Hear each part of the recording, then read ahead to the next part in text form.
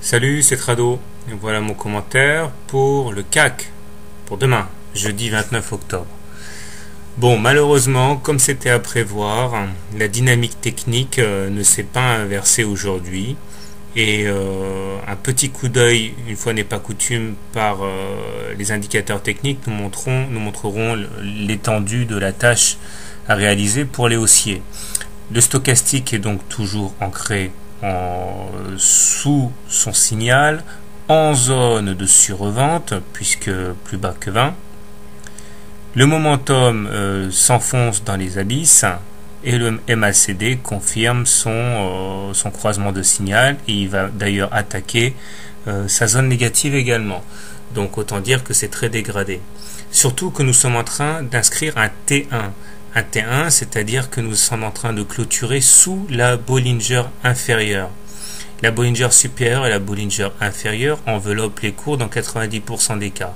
Mais il arrive rarement, donc dans 5% des cas, que l'on clôture en dehors des Bollinger, comme aujourd'hui.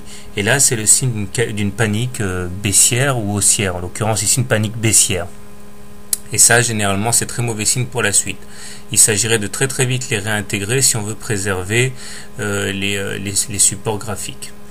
Alors, au niveau justement de ces supports graphiques, on voit que la médiane a été touchée, qu'elle a été traversée, et que maintenant, l'objectif naturel de la fourchette serait d'aller toucher le bas de la fourchette d'Andrews, c'est-à-dire aux alentours des 3500.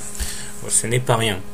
Les haussiers pourront nourrir un petit peu d'espoir en espérant que le support des 3628 fasse son effet et qu'il empêche l'indice parisien de descendre aussi bas. Au-delà, on remarque quelque chose d'autrement plus inquiétant, c'est le fait que la M7, la courbe en pointillé rouge, croise la M20 depuis 2 jours en fait. La M20, c'est la courbe qui passe du rouge au vert en très plein, et ça, c'est le signe généralement d'une inversion de tendance sur cette unité de temps. Donc, comment trader le CAC? Alors, maintenant, nous sommes clairement en tendance baissière sur cette unité de temps, ce qui veut dire que, normalement, seuls les trades short devraient être autorisés. Alors, si on veut trader long, je pense que le plus intéressant à faire ici, c'est d'acheter avec pour objectif un retour sur la M20 journalière aux alentours de 3810 par là, et un stop loss sous le support à 3628. Ça, c'est pour le trade long.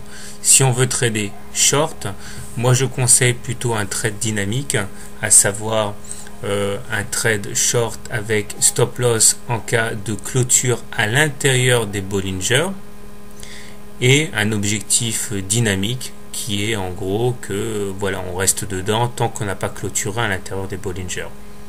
Voilà, personnellement je vais privilégier les impulsions baissières parce que nous sommes en tendance baissière. Voilà, bonne soirée et bon trade, à demain.